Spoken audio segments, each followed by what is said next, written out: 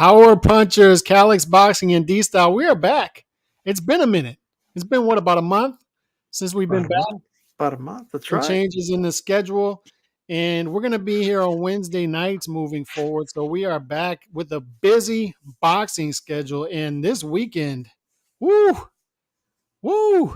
this weekend, D-Style, we got to talk about it. And this is strictly what we're going to be talking about tonight, is previewing these two fights that I'm excited about. When Valdez versus Stevenson was announced, I circled it. That's one to look out for right there. And it's upon us now. So now we're talking about also Serrano versus Taylor, same weekend. What's good about this weekend, too, is the fights are on the same night, but they're not counter-programmed. You know how the top-ranked cards are, D-Style. Like, we'll be lucky. Of course.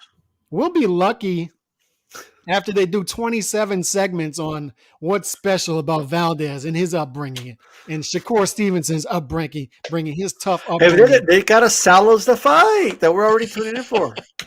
So by the time these guys walk in, it'll be like 2:15 a.m. on the East Coast. So that you're not going to have that counter program. I believe the ring walks for Serrano Taylor are 9 p.m. Central, I believe, maybe 9 p.m. Eastern. So you're not going to have that counter program. There's going to be a big... I need that ESPN hard-hitting coverage. Like, Valdez, we know you're special, but why are you special? Like, right. Well, because I believe in myself. Like you already know what these guys are going to say. They both had tough upbringing. 99% of boxers had the same upbringing, same story. We've seen it all, and you'll have 45 minutes between each fight, which is frustrating.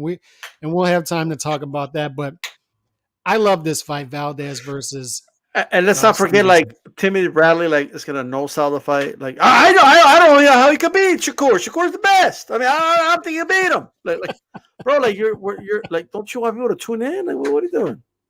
Chauncey Pearl's in the building. Lil Penny in the building.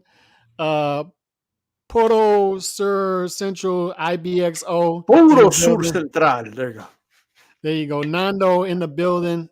Always good to see Nando in the building. Y'all hit that like button as you come in, please. And if you aren't subbed, hit that sub button. I'm this close to 5K subscribers, so hit that sub button as well. So Jack Johnson was the last photo. That is correct. Salute Calix D-Style in the chat. Okay, so let's get to this. Valdez Stevenson, what makes it important is this is the first unification fight at 130 in a minute. I saw this yesterday. This is the first time the ring belt has been on the line at 130 in 14 years, I believe. I think Pacquiao was the last one to hold it in 2008. So it just shows you, like, the top fighters at 130 haven't been mixing it up enough. So this is legit 1 versus 2 in the division. We talk about implications. So it has implications on who will be the best in the division. You have 2 major belts on the line, plus now the ring belt for lineal champion. So whoever wins this fight will be the lineal champion. Mm-hmm. Also, you have monetary implications as far as whoever wins this fight will have leverage against other top fighters going forward. And then you also have pound for pound implications, because whoever wins this fight likely ends up on the bottom end of the pound for pound rankings, depending on how they might end up in the middle of the pack, bro. Yeah, depending on how dominant they are. I mean, let's say Shakur Stevenson puts on a dominant performance, you might see him somewhere between 6, 7 pound for pound. So, and if Oscar Valdez pulls off another big upset like he did last year, he'll catapult into the top 10 pound for pound ranking. So, what are your overall thoughts on this fight? Just off the top. Look, just off the top. First of all, I think it's a great fight. These are 2 top, 130 pounders in the world, super featherweights. And I think this is a fight of, like you said, pound for pound implications, right?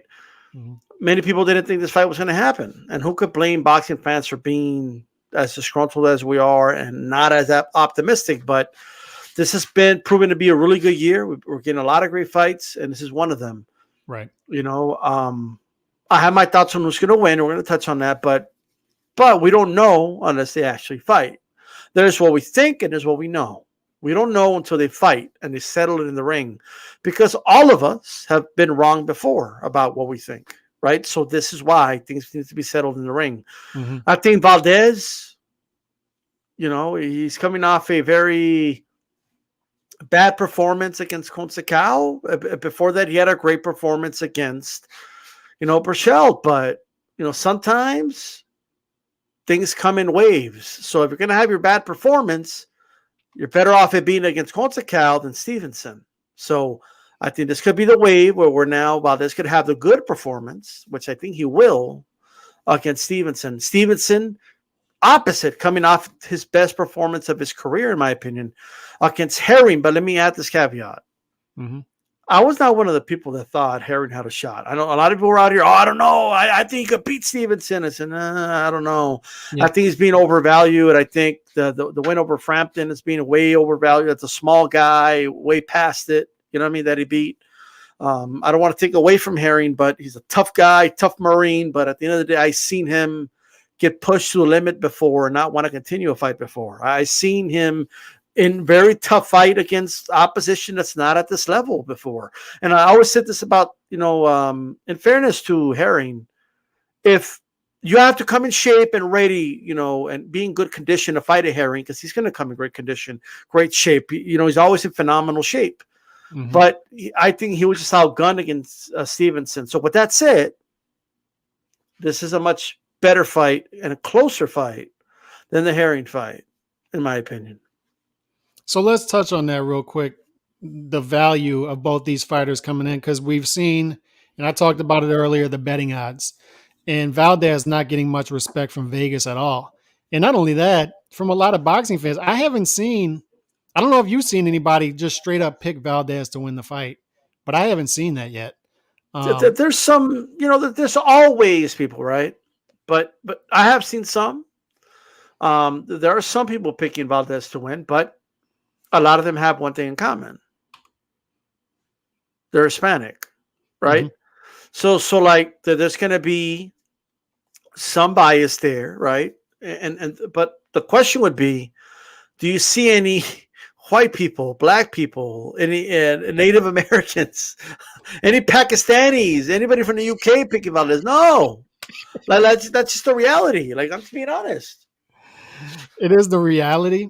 When we look at the Vegas odds, I went to Antarctica, brother, and the penguins were like, nope, I got Caesar.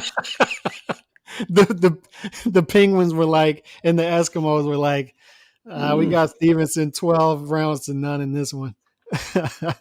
But look, right. The Vegas odds are wide for this fight. I think Stevenson's up to minus 575 on my betting app, and people are showing me minus 700 on their betting app. And then I saw Valdez plus 1,200 by decision. I mean, that's a complete and utter lack of respect right there. I jumped on Stevenson minus 165 by decision. I think that's the most, as far as value, I think that's the most value you're going to get. So I jumped on it, but I'm probably going to hedge and put a little bit on Valdez plus 1,200 because I just can't help but jump on that. Like, I can't help but think, and maybe you can chime in on this, to play the devil's advocate, it just feels like a complete lack of respect for Valdez out there right now because, and I understand Shakur especially, his ceiling is high. I agree with that. But we're talking about a Valdez where you say that of both fighters coming in. This is the toughest fight for Stevenson of his career coming in. This is a tougher fight than Joet.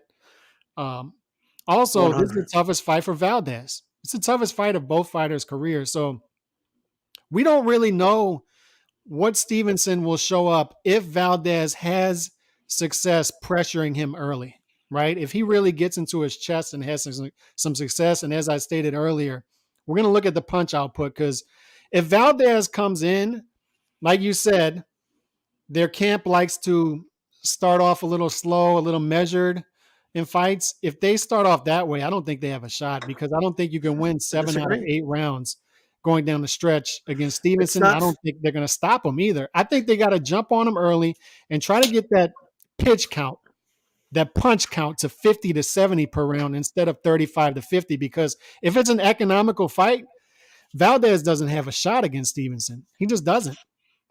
I kind of disagree here. I disagree. Let me explain why. Mm-hmm. If Valdez just goes like there's certain fights where I would agree, right? Like Dillian White, his best shot to be fair was to just go out there and just do it. It's heavyweight boxing. You have a pretty good hook. Go attack. You know what I mean? Mm-hmm. And just and keep it up, and maybe you'll land some. Fury likely to knock you out early, but it's your best shot. You're gonna get knocked out anyway, right? And we know you're not gonna win a decision. So go for broke early. In some cases, that does apply, right? Right. Gotti versus Mayweather. I felt Gotti coming out trying to box Floyd was the worst mistake of his life. He should have just came out and just fuck it. Like, you just go for broke. You're not gonna beat this guy another way. In the case of here, it's a lot closer than people think. Like, it's not like a mismatch. It just isn't. So Valdez, it's not about giving the round away to Stevenson, right? It's about keeping the fight in mid-range. And what Reynoso likes to do, and the reason you do it, the reason you allow the other fighter to get on the front foot early, right, is to give them a false sense of security, right? You want to make Stevenson feel like, hey, you know what? I'm backing this dude up. Like, you know what I mean? This dude's backing away from me. You know, like look at me. Oh, look, when I jabbed him right there, he backed up. Look, I'm in charge. I'm the general. You might give him the round because of that. But then something happens in the psyche of the judges, the fans, people watching the fight, when you start backing him up the round after that. They see a change. They see a turn, right? If they both come forward, Valdez is going to be the aggressor. Like, there's no other way around it, right? Mm-hmm. We saw that Hoyt was the aggressor when he fought him, okay? Like, it's a lot of guys were the aggressor against Stevenson. He was able to be the aggressor against Herring, okay? Because Herring just doesn't have a lot of volume like that, okay? And Herring likes to pick his shots and counterpunch. Well, And he didn't respect Herring's power either. he didn't respect the power either. He's going to respect Valdez's power, right? Mm-hmm. But he can't have Stevenson fight too defensive.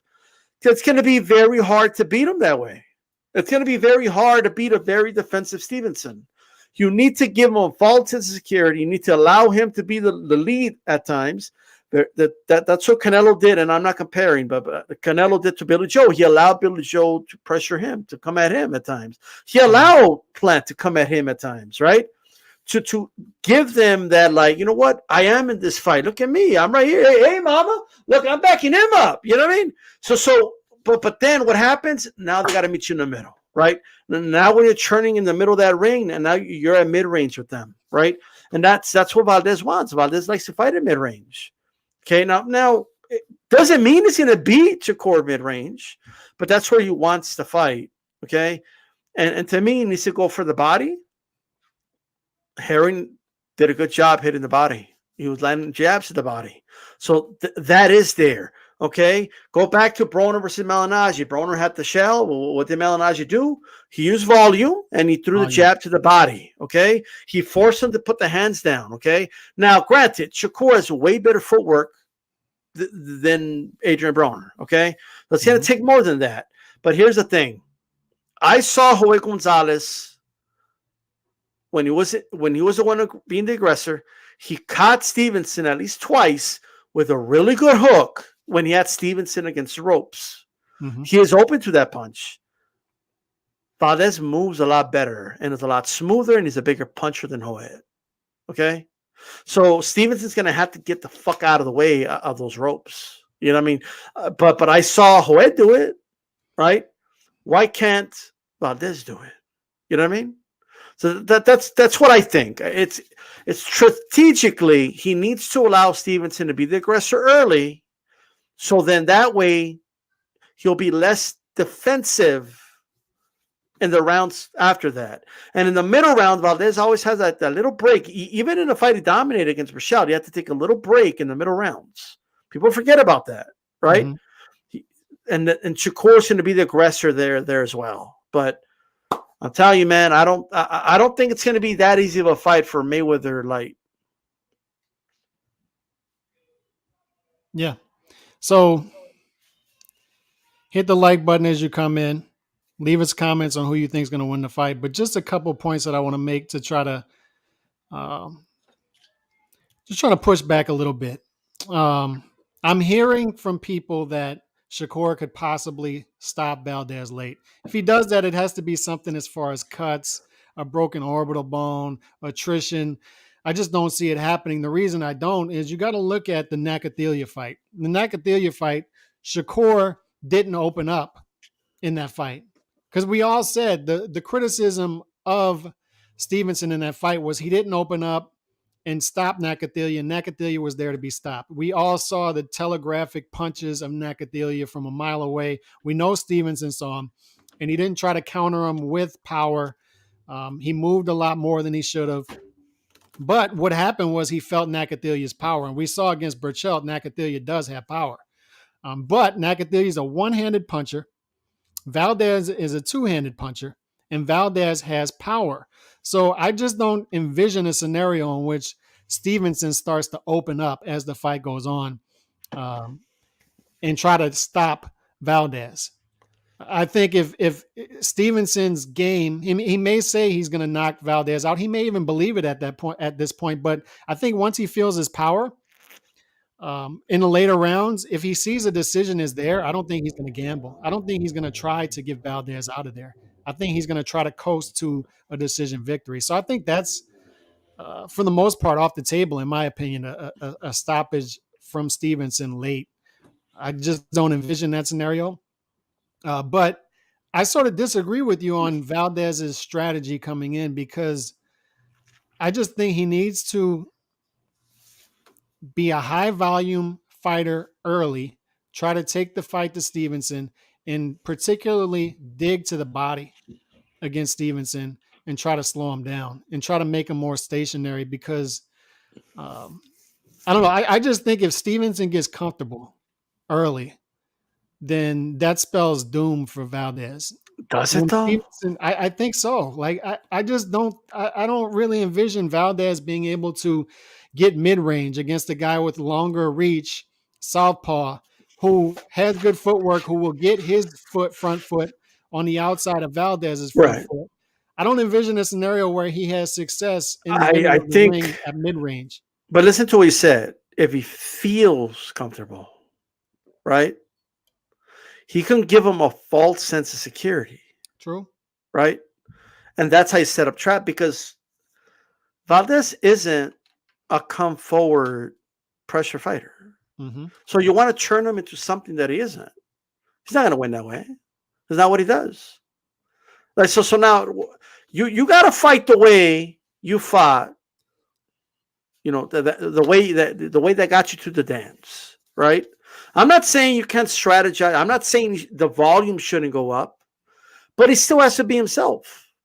If he starts like, okay, if well, he's a better boxer than me, so I'm just gonna have to go right at him, be aggressive, throw as many punches as possible. You're not fighting at your best. Like, here's the thing with Valdez that he has that a lot of other opponents don't have. I believe he's faster than Hoet. Hoet was always that little step. Like, one thing Hoet said to his corner, I can't catch up to him. Right? Mm-hmm. That's what he told his dad in the corner. Right? I can't catch him. Right? He never hurt Hoet. He never had Hoet on queer streak. He never came close to stopping Hoet. Hoet landed some good hooks on him against the ropes, and he even acknowledged them. Right? But Valdez could close that gap. Right? And of course, throw combinations, be more volumist, okay? But it's going to have to be a little bit of a hybrid take. I don't think he can just come straight to the jugular because that's not who he is. He can't do it. So he has to be who he is, he has to be the Valdez that got Valdez to this point, is what you're saying. Don't Yes. abandon who you are. Don't in your abandon who biggest you fight. are. It doesn't mean, of course, you got to strategize for the opponent in front of you. No doubt. But you still got to do what you still got to do what keep you with do your best. foundation. You have to keep Yes. with your foundation. Yes. Yeah, it's a good point. Another thing is, I think he needs to get him in a false sense of security so he could exchange with him. Because even if Stevenson beats some 3-1 or 3-2 in exchanges, that's a win for Valdez. Because he could crack. You know what I mean? So that's just how I feel. Like, I just think that's what he needs to do. Lower Get him in him those into windows. lower him into exchanges.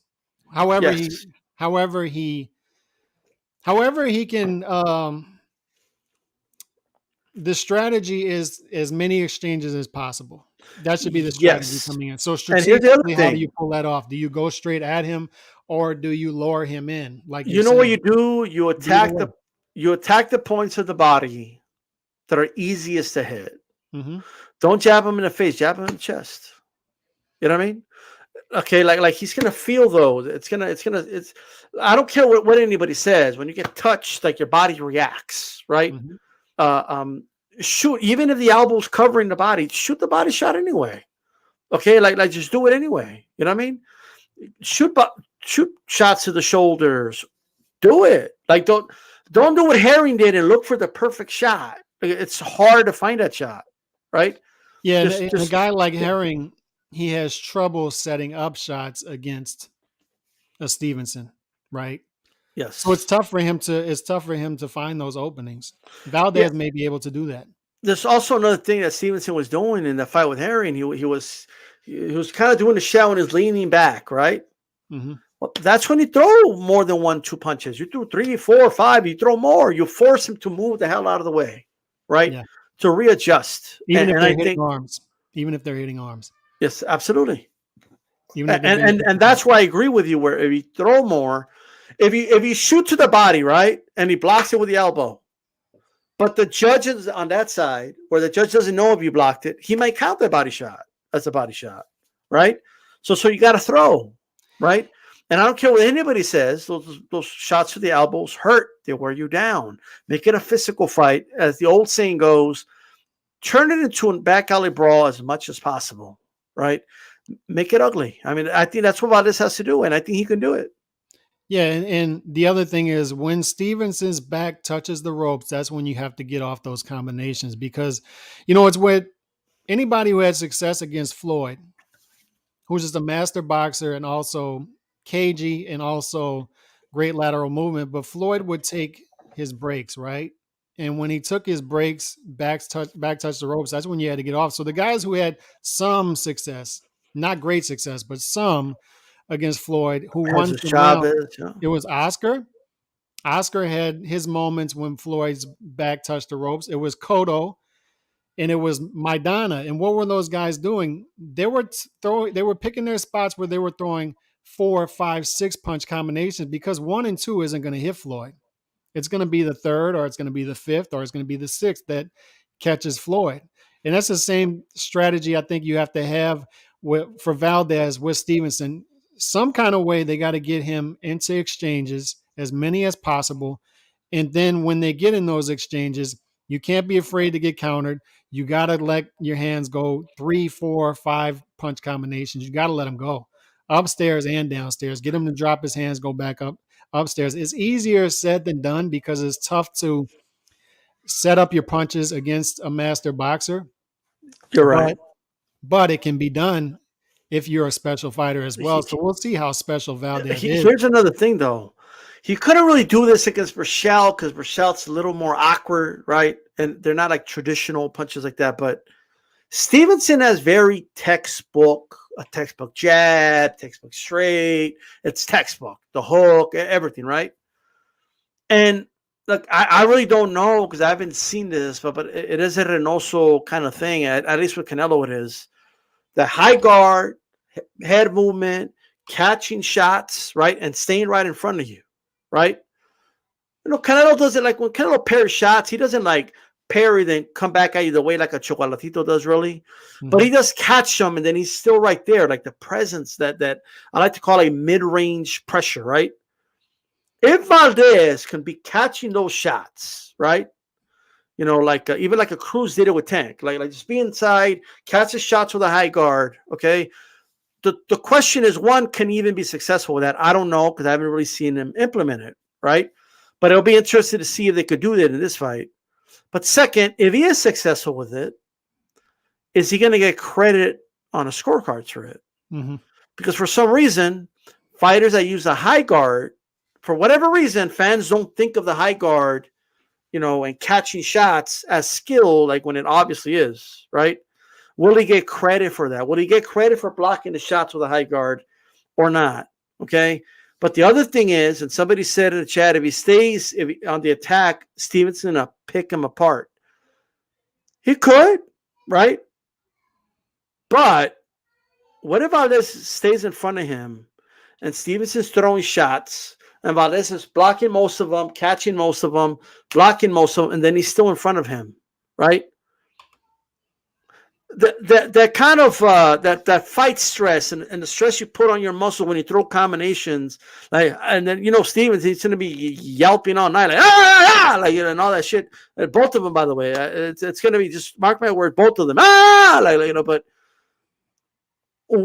those muscles take, it might just be a couple of seconds, but they take a moment to kind of get some air in them again. Those are the windows that Valdez has to start shooting. Okay. And those muscles take more time to recuperate the longer the fight goes. All right. I want to see Stevenson get pushed to the limit. Okay. I want to see what happens when he can't back a dude up and he's not hurting him. What happens then? Because that's where we're going to find out how good of a boxer he really is. All right. Of course, he could hurt Valdez because they're human. But is he going to discourage him from coming at him? I don't know. I just don't know. That's what I'm hoping too, is Valdez forces a good fight. Now, Valdez forces a competitive fight and Valdez forces a high output fight, because I want to see what Stevenson shows up if Stevenson is forced into a fight where he has to throw 50 punches per round, 60 punches per round. I want to see what happens if he's pressured into that type of fight. That's what I want to find out about Stevenson. I don't want to see I've been seeing great performance after great performance. I want to see a great fight is what I want to see. Like Fury, great performance. Yeah. Spence, great performance. I want to see a great fight. I want to see the B side take the fight to the A side and see how the A side Stevenson already said, brother, he doesn't want to have a great fight. He wants to have a great performance. So, I mean, it is what it is. Now, granted, one thing he said earlier, like the odds makers aren't like, look, he's still it is a much closer fight according to Vegas than the Herring fight was, right? According to Vegas, it is. Mm-hmm. So there's a lot of questions for Shakur. I think a lot of content creators, a lot of boxing fans, they seem to believe that Shakur is the second coming of Floyd Mayweather, like the anointed one. Like, he's going to be this guy that's going to go undefeated his whole career. He's going to make easy work of Valdez. Like, they talk about him like he's that dude, right? Well, he's got to show me in this fight. I'm just telling you that right now. He's like he needs to really like if he does put on a great performance, and then I'll give the man his flowers. But as of right now, the one Herring fight, which by the way, I said he was going to outclass Herring, right? It's just not enough for me. Like, because other fights he did kind of go a safe route, like against Hoed, against that's his second best win, Hoed. You know what I mean? So, or Nakatila, maybe it's debatable, but. And Stevenson has a high ceiling for me, 24 years old. He looks the part. And I mean, he looks believable as that type of guy. He looked the part before, though. Yeah. No, you're right. You're right. 24 Judah years looked the part. Yeah, you're right. But here's the thing that I want to touch on is if we would have looked at this fight a year ago to today, go back to April 2021, after the Burchell fight, after the Nakatila fight for Stevenson, we would have had a completely different outlook on this fight. And then after we watch the Consecal fight, we watch the Herring fight, it almost flips. And then on top of that, Nakatila knocks out Burchell. So you're saying how are these wins aging for these fighters? So we have a completely different outlook a year later. Are we reading too much into that? Is my big question here. Because when everybody starts to go in the same direction, I start to think like this is too much group thinking. I think it's fair. It's fair to have Shakur as a favorite. But are we undervaluing Valdez again because we undervalued him big time against Burchell True. because he was a plus 350 underdog in Yeah, that but fight. the thing with And look how Valdez he though, like, dominated that fight. no, I agree with you, but I mean Valdez was coming off some tough performances. Like he wasn't looking like $1,000,000 like that. Like before, he just wasn't. Same as Right. his last fight. He exceeded expectations, Valdez, right? And you saw like I think like him and Reynoso finally clicked. You know what I mean? Like like he did struggle against Mariaga. Like you know what I mean? Like Valdez improved a lot. He improved. He got better, right? So now the Conceição fight, I think Conceição gives anybody problems. Like I feel like a prime Lara would have given anybody problems. That's how I feel about That's what I'm Conceição. saying. D-Style is like, Yeah. are we reading too much into that performance? Because him being this much of an underdog is based mostly on that performance. So did he just have a bad night? Is he the type of guy who shows up in the biggest fights? Because there are guys like that. Fury's like that. Fury looks like crap against Otto Wallen. Then he comes and fights Wilder. He fights in front of 94,000 people against Dillian White. We got to ask ourselves, right? Like, well, here's the thing. Like, we're going to get our answers. The more Conceição fights, right? The more Otto Wallen fights, we're going to get our answers, right? Because did Fury have a bad night, or is Otto Wallen just a lot better than we think he is, right? Yeah, I'm just saying. Like, I think Otto Wallen beats White, for example. But even that can be deceptive because, or it could be both. It could be you could have a bad night, and the dude could be better than he thought he was. It could be both. It could be both. But what I'm saying is, it could be deceptive too. Because what if Oscar Valdez completely destroyed Burchell and took everything out of him, and then Burchell fights Nakathila, and then Burchell looks terrible, and we're saying, wait, did that fight just age that bad, or did Valdez take everything out of Burchell? So even that can be deceptive. Yeah, but even if you take it at face value, right? Even if you do that, styles make fights anyway. You know what I mean? Like if you get two punches in the ring, it's gonna end by knockout. Like, you know what I mean? Like one way or the other. One guy's gonna hurt the other guy and knock him out, right? You get two counter punches in the ring, it's gonna look one-sided for the whole fight. Because if one counter puncher is this much better than the other counter puncher, he's gonna beat him that much the whole fight. You know what I mean? So that's the way it is. Sometimes styles just make fights. I don't want to read too much into a Nakathila thing with Burchell. I just don't.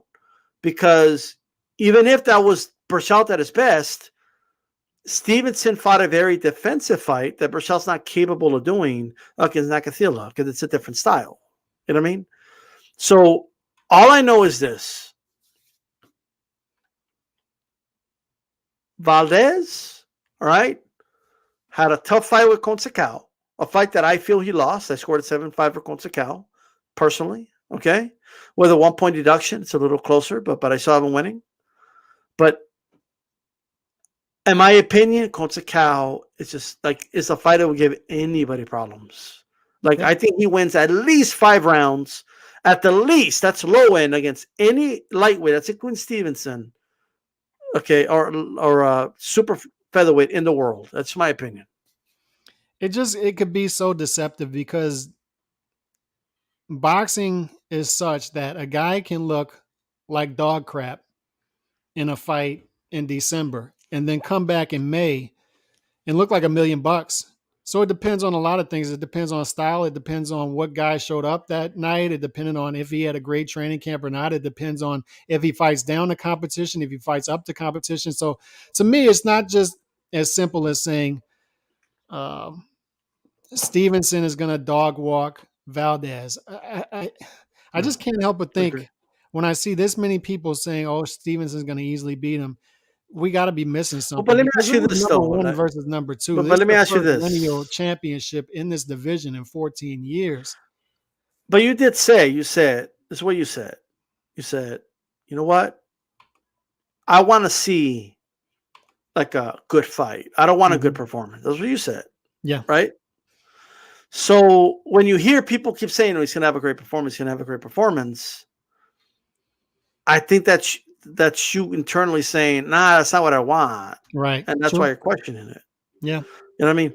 I think what's more than likely to happen, because that's my official prediction, is that Shakur beats Valdez by decision in a competitive and okay fight. I don't think it's gonna be like a fight of the year. It'll be an okay fight. Valdez will have, 117, 111, something like that. not like 116, 112, 116, Mhm. 112-ish, something like that. I mean, 117, 111 is not that far from there, but possible, right? But that's what I see, like personally, and and and that's just how I feel about it. But ask me if I would be shocked if Valdez beats him. No, I wouldn't, because I'm ready to kind of assess Stevenson off of this performance. You know what I mean? Like I'm ready to make like a determination of how high this ceiling is for him off of Mhm. this fight. Yeah, if he comes in and dominates this fight, I mean, he's up there somewhere between 6 and 8 pound for pound just based off of this fight. He catapults Yeah. into the rankings somewhere between 6 and 10, right? He would catapult into the rankings pound for pound. You got to remember, pound for pound is very fluid, very fluid. So it's based off of what happens recently. So he's going to But catapult in there can I if he ask wins another this fight. question though? Uh huh. For anybody saying that Valdez, including myself, whether it's 2 rounds, 3 rounds, or 4 rounds, right? If he could pull off 2, 3, 4 rounds, I mean, who's to say he can't pull off a couple more? I mean, Yeah, I mean, if you could see him winning a couple, there's obviously something he could do to win these rounds, right? possibly, possibly. It's just I think what it is when you see a pure boxer, it's tough to envision a scenario in which a guy who is a good boxer as well, but not we don't envision Valdez as we don't see Valdez as good of a boxer, technical boxer as Stevenson. So you say it's tough to see that guy winning 7 rounds against Stevenson Yeah, for sure. unless this fight gets unless he That's why a hurts lot of people Stevenson. aren't picking him to win. Yeah. So I mean, ultimately, I agree with you. I think the smart bet is why I bet it and why I'm playing it and why I'm predicting this. If we have to give a prediction, is Stevenson by decision. I think that's the safest bet by far. Hey, but He's Cal, the most I will likely. say this though: it is boxing, and one punch can change everything. Mm-hmm. So, and Valdez does have very respectable power. So, if if he lands flush, right, on Stevenson, and Stevenson's on Queer Street, I mean, Stevenson's going to lose that round, and he could possibly lose the next round while he's recovering. Like, there's a lot of things that could happen in this fight. So, we'll see. But I'm not count. I like what JC said. Valdez is a live dog, but I'm favoring Stevenson to win. Right. That's why I would put it. I would say somewhere around 117, 111. Stevenson is a good range for me. Damn. Yeah. All right. And look, winning 3 rounds, I mean, there's not much difference between 3 and 4, right? You're saying True. True. 116, 112, 117, 111. Yeah.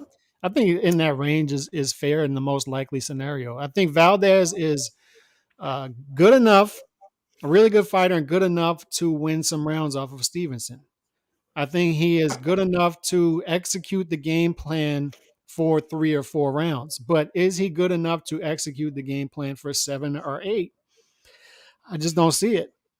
I True. don't see it. So one And by the interesting way, question one here. knockdown doesn't change anything. He could still beat you by 7 rounds. Yeah, you got to hurt him. So You got to hurt him. Now, before we move on, I like this question. How important role does Canelo and Eddie play in the game plan adjustments for Oscar? So what I question is being I in don't the know camp. Canelo. No, but being in the camp with Canelo and being around greatness, it didn't necessarily work for guys around Floyd, right? Because you had a lot of guys in Floyd's gym who the They greatness didn't do didn't shit really for Martinez against Chocolatito. I'll tell you that. right. So you're not buying that much into if a guy is around greatness all But the if that was time. true, like Tommy Fury would have already knocked out Jake Paul. Like if that was true. Look, I'm not saying like I mean, was Valdez known as a guy that didn't work hard? Like I don't know. Like I don't know if he's working any harder. Like I think I'll give Valdez this. this I will say, he's maximizing himself as a fighter. I don't look at Valdez and say, man, he's not using his full potential. Like, I don't say that about Valdez. That's a good thing, right? Mm-hmm. And I think that maybe he is inspired by Canelo's being there, I guess. But I don't believe this whole like you get the energy of Canelo, or like I just don't. That's just me. But yeah, I mean, Andy still looks fat to me. It is what it is, Being in the gym with Michael Jordan doesn't make you Michael Jordan. It may Like, make was you Pippen a little better. like Though. was Pippen really better with Jordan? Or was he like performing better because Jordan was there in the game with him? Like, Yeah, I don't know.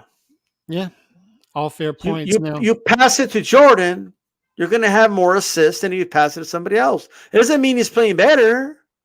It just means that the dude you're passing it to doesn't have as good of a field goal range. You know what I'm saying?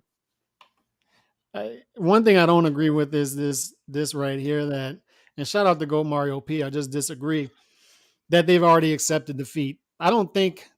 And there is a great quote by Cam F. Awesome, who was a former fighter, former heavyweight, may even be still active, but he says that 9 out of 10 times when fighters look at each other's eyes before a fight, they already know who the winner and loser is, whether consciously or subconsciously. But I think that Is that true? Valdez, I think it is for the most part when you look at odds, and I think fighters for the most part know in most fights. I mean, think of all of the fights D style that we see on a It card. just reminds me of the Wilder fans. Were like, "Oh, did you see Fury look away?"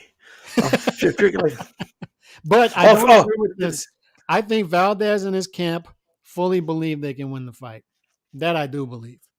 Whether they can or not, I don't know. But I think they're putting together a strategy to try to pull that off. And you would have seen comments like this before the Burchell fight. We were seeing him, right? I mean, if Valdez wins 5 rounds, that's a win for them. I'm just saying. You think, like, not officially, but I don't know. I don't think Valdez is looking at it like that.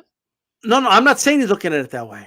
But you already, like, people are saying he's going to get stopped, bro. Oh, he's going to stop him. He's going to outclass him. It's not even going to be close. And if it's a competitive fight, they go either way. That's a win for Valdez, even if the judges don't give it to him. Mm-hmm. But Valdez, here's another thing, though, by the way. You don't think judges are hearing that? Like, that this guy's going to dominate, and that's what they're putting on the headline. That's what fans are saying. Who do you think they're going to give every close fight to? Every close round to? Valdez, probably. They're probably going to give it to Valdez because of the halo effect. Like, if he exceeds expectations in a round, they might give him that round, including people that want to see Valdez win. So like, I'm telling you right now, if this fight is anywhere near the 8-4, 7-5 that could go either way like that, there's going to be a lot of people on here saying Valdez was robbed. And even if we feel Shakur won, but that's what they're going to be saying. So just be ready for that. Yep. Now, the other fight Saturday night, Amanda Serrano versus Katie Taylor. Obviously a big fight. I believe they're close to or packing Madison Square Garden. They're all over the place. Is that including the top section, like Judo Cotto did, or what? That I don't know. Last I saw it was a little over 15,000 they had sold, which is strong. I'm ready. So, how do you see that fight playing out? Because what most people don't know about Katie Taylor, if you do the research, she's 35. 35. 6 knockouts. Serrano ain't that much younger. Serrano's 33. Serrano has a lot more experience, a lot more fights in the professional ranks. Obviously, more power. She has 30-something knockouts, I believe. And Katie Taylor has 6. So there's a power gap there as well.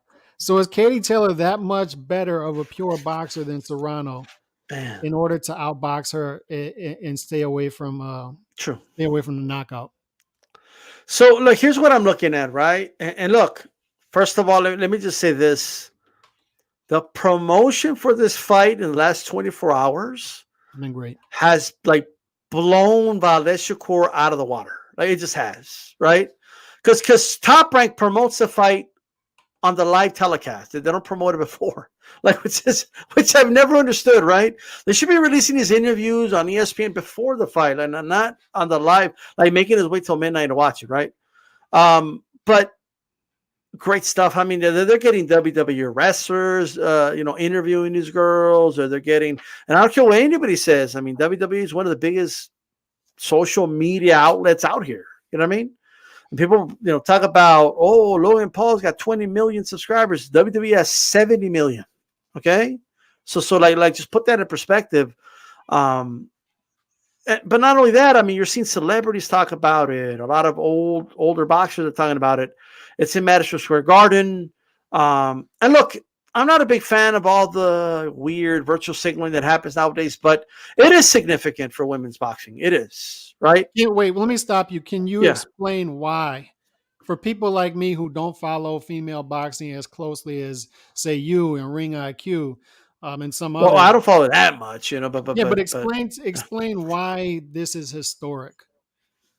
This is historic because two reasons. It's historic, number one, because they're going to be, it's the first time two women are headlining in Madison Square Garden, the mecca of boxing, right? And it was done in a way where they legitimately earned it. Like this wasn't like they just put them on there just to put them on there. Like Katie Taylor has legitimately been bringing in numbers in the UK, in her home country of Ireland. It's organic. It's organic. The money she's making is organic. Amanda Serrano, a lot of it has been organic, right? These are the top two, and this is what boxing is all about. This is the number one, number two in the world. Mm-hmm. Like pound for pound, and they're going to fight. That's why it's a big deal, right? Big money. And you know what? Pound championship, so it has implications. Yes, and they could fucking fight, right? These women know how to fight, like point blank, period. Okay? Now, so I think that's why it's a big deal. That's why it's historic. You know what I mean? In my opinion, it should have been an all-female card, but whatever, right? Cool. Because it would have put more exposure for women. You know what I mean?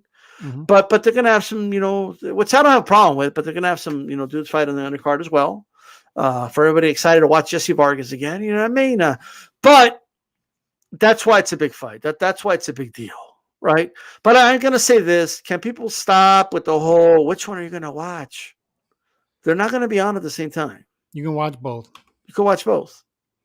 You can watch both. And there's no need to find another date for Valdez, Stevenson. You can watch both. But one thing I wanted to touch on is it's important for organic growth. I dropped a video last year or maybe 2 years ago on female fighting and two things I needed to see from female boxers in the boxing world for this sport to grow.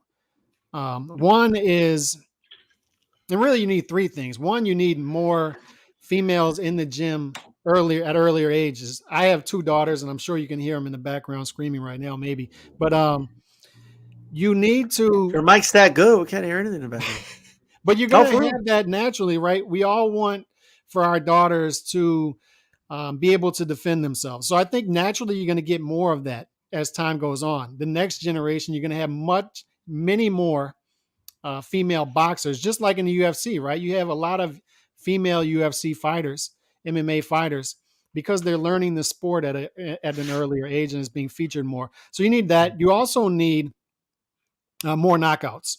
I believe you need more knockouts because people can say what they want about knockouts. You need that in the sport in order to get fans interested and grow the sport. So in order to do that, you need to go to 3-minute rounds. I think that's something that has to happen. It seems like 100. Something that all the female fighters want. But the third thing you need is rivalries. And we have that now because the problem was none of us were interested in Clarissa Shields because we all knew she was going to blow whoever away that she was in the ring with. The talent wasn't that good for the most part. Right, but now she has a rival across the pond, like a legitimate rival.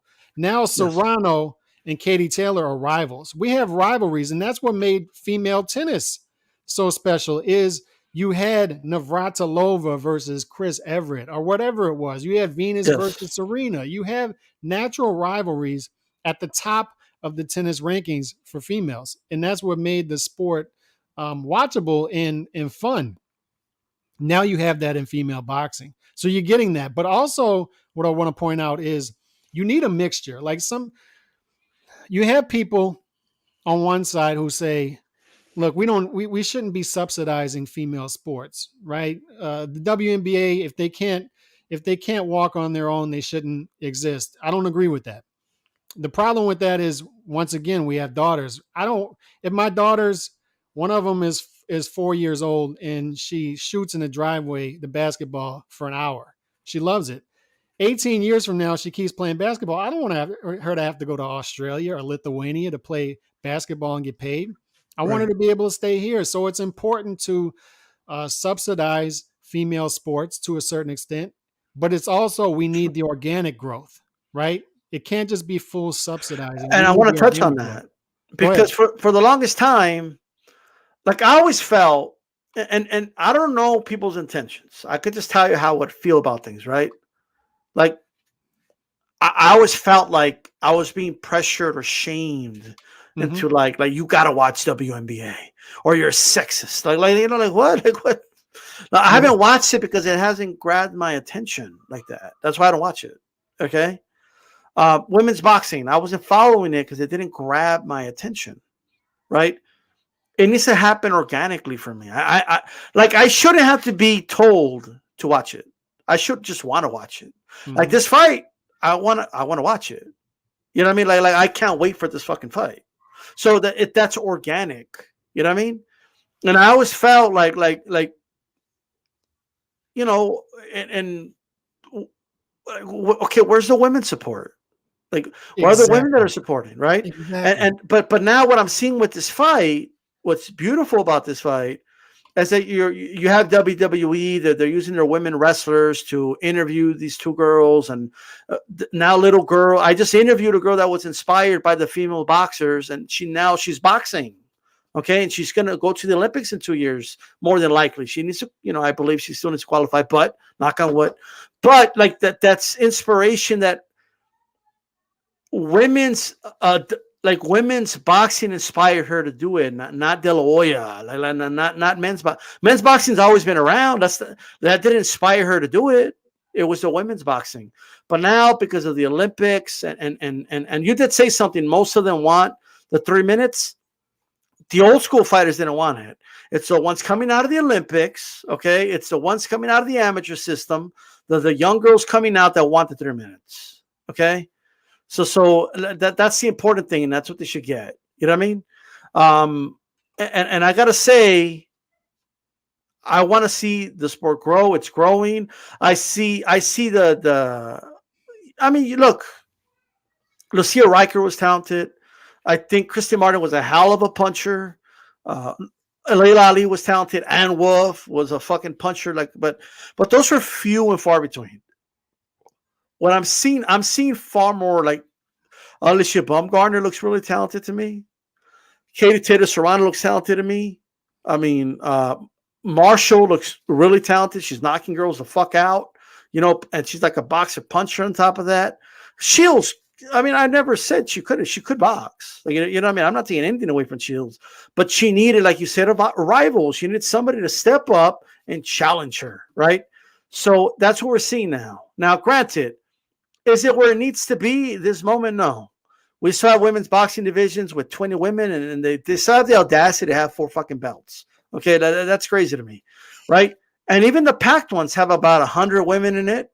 Solid, but when you compare that to men's divisions that have over 1,000, almost 2,000 in some of them, I mean, there needs to be more participation. I'm not saying it has to reach that level, but there needs to be more participation, but there will be. I think this fight is going to inspire a lot of girls to box. I really do. Mm-hmm. I do think a lot of girls are going to be like, "Mom, I want to box," and then a lot of moms and dads are going to have like, "What do you mean you want to box?" Like, "Yeah, I want to box," So I'm just saying, don't let your daughter watch this fight. She's going to want to box. Yeah. So a couple things. One, you don't need equal talent in order to have a sport that's on the same level. Like, this is me, I'd rather watch female tennis than men's tennis. I'd prefer the volleying than the overpowering. I prefer the 3 sets over the 5 sets in tennis. Just get to it. 5 sets to me is too much. And I don't think 3 minute rounds is as much of a jump up to 5 sets. The jump from 3 sets to 5 sets is, I mean, you're almost talking about twice the length of a fight. It may be so at 2 to 3 minutes, but I think they're capable of doing it, and I think they want it. So give it to them. But also, I just want to keep on touching on it. The organic growth, it has to be organic. It has to be organic, and you're seeing that it is. Like there's a perfect mixture on DAZN in particular of subsidizing women's boxing, but also giving us that organic growth, right? So you need that mixture. You need to have that mixture. The organic part of it is powerful. It's a powerful thing. When I go to look, UFC is very popular where I'm at. UFC is much more popular than boxing. Probably including the women, right? But D-Style, when I go to these fight parties that people that I know invite me to, these UFC fight parties, and the women are fighting, you have the same level of interest. And sometimes you have women headliners in these fights, and they're telling me all about the female fighters. I don't know anything about UFC, so they're telling me everything about the female fighters. So that just shows you that that's organic interest. And one thing I'll say is right here on the YTBC, there's much more interest in female fighting than it was unheard of, D-Style, for anybody 100% to talk about female fighting 10 years ago on this. We didn't talk about it. We didn't, but we would have female fighters on Blog Talk, remember? We would have them on, and we'd all be talking about male boxing, not female boxing, even with the female fighters. So yes. Remember Holly Lawson used to come on the show, and like Holly Lawson would come on and talk to us, but the issue is this, right? And I hear what people are saying. Well, it's not at the level. Well, look, it needs to start somewhere. Let's be fair. It needs to start from somewhere to get to somewhere, right? So like the trajectory is going up. It's not going down. Women's boxing isn't getting worse. It's getting better. And under Matchroom and Eddie Hearn, all credit to him. Okay. Women's fight pay has gotten better. Right now, and this is organically, okay, this is what she generates. Katie Taylor makes more money than 99.9% of male boxers out there right now. Okay. So that's just and that's not money that was given to her. This isn't subsidized money. Like, this is what she fucking generates. You know what I mean? So things are changing. All right. And all I want to say though is this. What I do disagree with a little bit, and I'm not going to name any names, but there's a female boxer out there that's saying things like, we don't get paid what the male boxers get made. They make millions. We don't make anything. Like, whoa. Let's stop acting like all these, like every male boxer, every male champion makes millions. Okay. We just had Gallo Estrada against, get bidded. Him and his opponent, all right, 120,000. All right. So I believe he's worth more than that, but they didn't give it to him, whatever. Okay. But I'm not going to say, oh my God, they're so unfair. Like, I mean, it is unfair to the lower weight classes, guy, which we got to do a video about that. But pay is something that whether we like it or not, either fighters generate that money and make it, okay, or they negotiate like their status in the sport. They have something that somebody that does generate wants, like maybe they have all the belts. Maybe you have a belt and Canelo wants it, and you get $10 million out of it, right? Like, or it's subsidized. Like they believe you have a certain potential, so they pay you so much for that potential, right? But all I know is this: I think the trajectory is going up. It's improving, right? And we got to give it some time. But what I do want to help people on is we shouldn't be calling people that don't follow women's boxing like sexist or any of that, because look, women's gymnastics is the most popular sport in the Olympics, highest ratings. Yep. Men's gymnastics doesn't get those ratings, right? Because most people that watch it are women. And while some watch the men, not all of them do, right?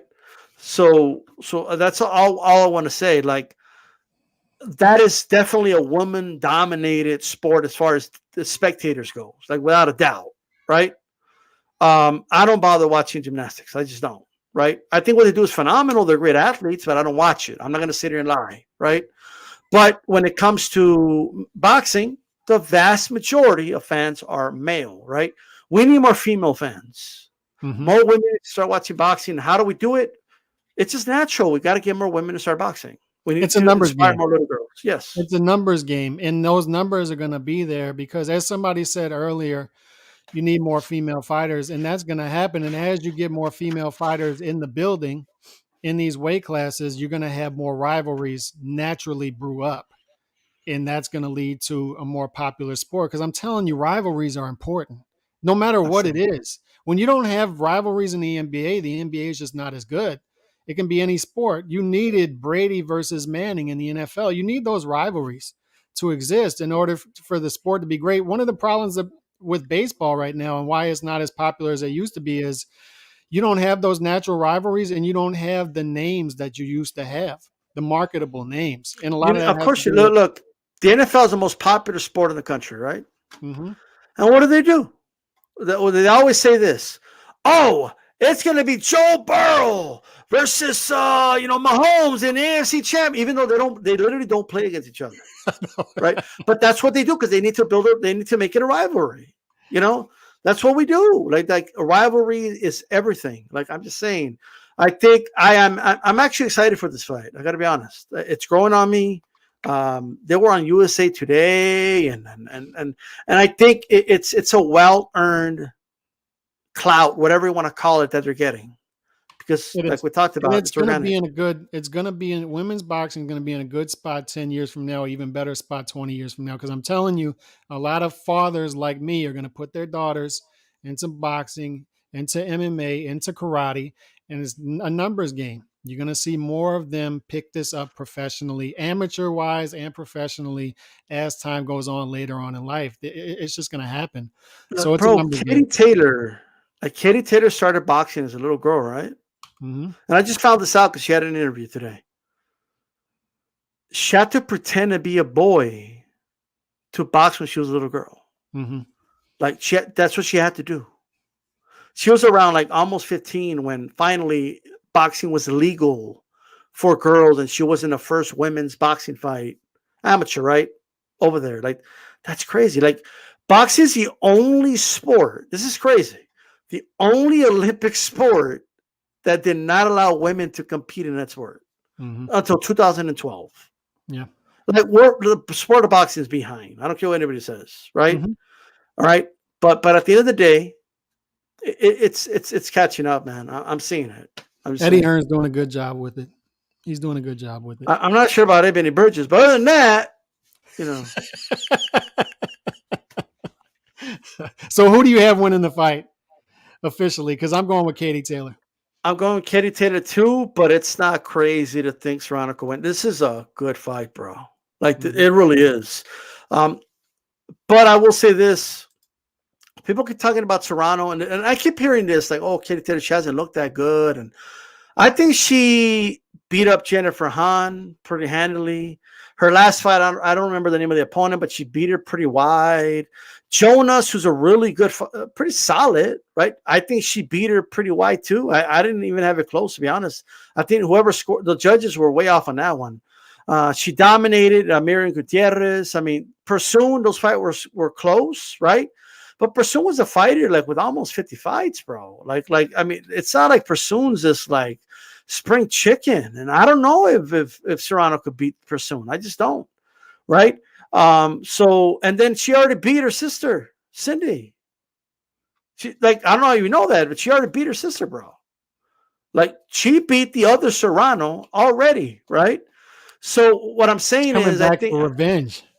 Well, there you go. But no. Now I'll admit this Serrano's a better Serrano. So don't get me wrong, right? But Amanda's good. She's solid, no doubt about it. She's really good. Katie's really good. And what makes women's boxing so great is like none of them have like this Mayweather defense, so it's gonna make for a great fight. Like they're gonna be hitting each other. Okay. Mm-hmm. But people saying that Serrano's going to stop her, like I'm not going to rule it out. And I understand that Serrano has a good knockout ratio, but I mean, who's she knock out, man? Like she couldn't knock out Mercado. Like And Mercado's like a fucking featherweight, bro.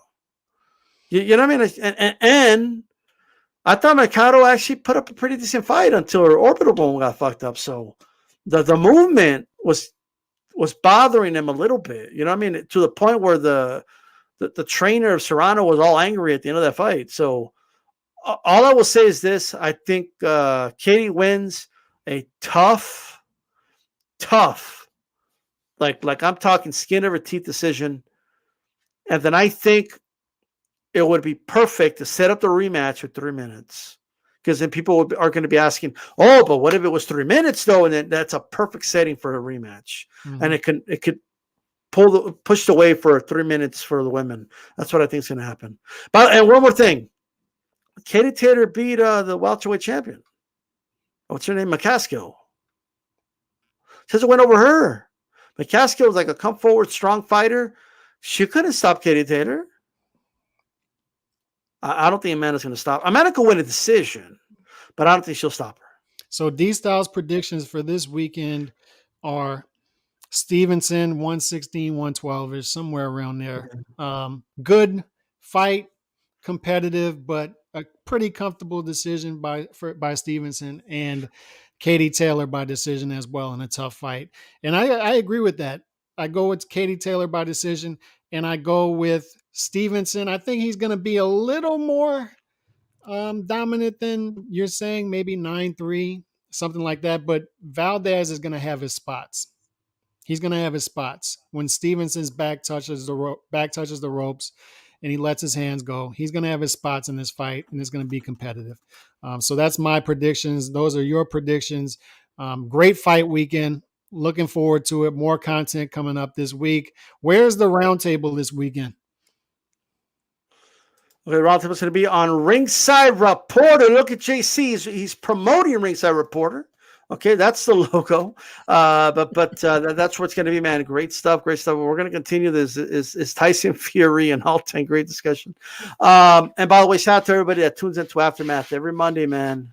So the show's getting a lot of attention. So shout out to everybody. Look, one more thing. Mm-hmm. I don't buy this whole women can't do 12 rounds, 3 minutes. I don't. Women in the UFC are still doing 5 minutes, 5 rounds, right?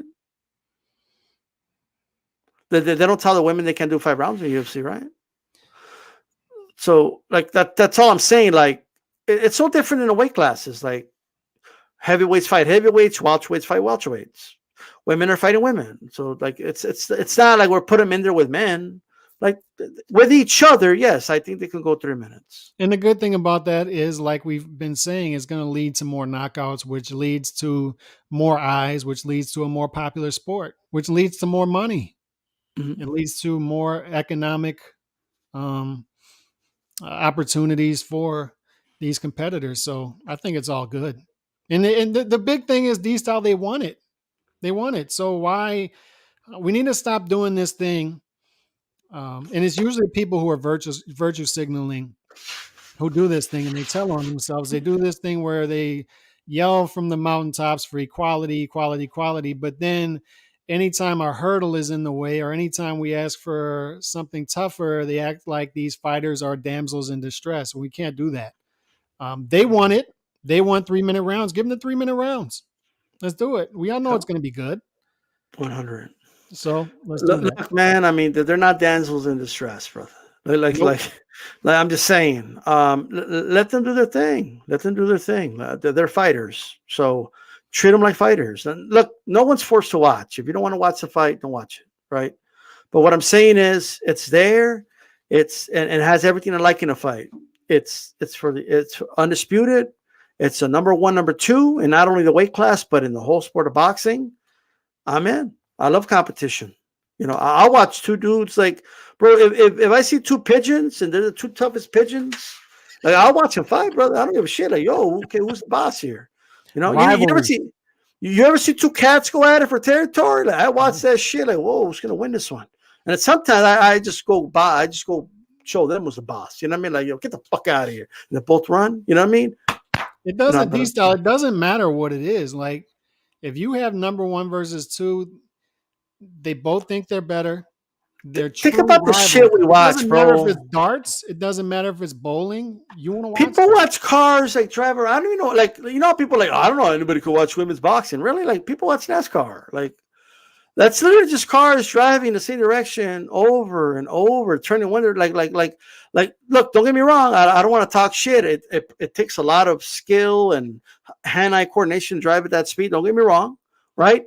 But it's not something I could sit down and watch. I can't watch golf. I like to play golf, but I can't watch it. I'm a Tiger fan, not a golf fan. So if Tiger's involved, I'll watch it, but not golf. It's a bunch of dudes like hitting balls to little holes in a fucking field, like whoopie doo. Like, but you can't watch women's boxing. Like some people over here, like, I don't know, I just can't do it. Like, come on. So some of y'all watch Vladimir Klitschko versus Bragamov. It can't be that bad. They're punching each other in the face. How can you turn away from that? Hey, look. I sat there and I watched Mayweather Baltimore. I could watch a women's fight. Yeah. No doubt. Yeah, like, I don't have a problem with that. And some of the most exciting fights I've ever seen were women's fights, to be honest with you. Yeah. So that's it. My dad once drove to Biloxi to watch Tanya Harding fight. I didn't go with him, but so my dad's been to a female fight. That was Tanya Harding back in Biloxi, I think about 20 years ago when she was making the rounds. I'm not sure where she was ranked. but you know, there was a time when people felt like women couldn't do a marathon. Like, oh no, like, they can't do it. Like, until they did. Like, you know what I mean? Just let them do it. You know. Now, what I will say is one more thing. Mm-hmm. I don't know how we're gonna react, right? When there is and I hope it doesn't happen, but it is boxing, right? Like a death in women's boxing. And they're treating like damsel in distresses now. I mean, Jesus Christ. Yeah. But I just think we all need to just understand that it's a risk fighters take. It's a sport we watch, and those things are possible, right? Yep. So that I just hope people understand that. You know, I don't want people to ban women's boxing if something unfortunate happens. Saying. Yep, you are correct. On that note, the roundtable is tomorrow. It's on Beeb's channel, correct? Yeah, Ringside Reporter Live. Ringside Reporter Live. So check that out. I'm sure there's going to be a lot of Tyson Fury talk tomorrow night, right? A lot of heavyweight talk. So make sure to tune into that because I'm sure there's going to be some fireworks, a lot of diverse opinions on that, which is good for the roundtable. On that note, we are out of here. Thank y'all for tuning in. God bless. Peace.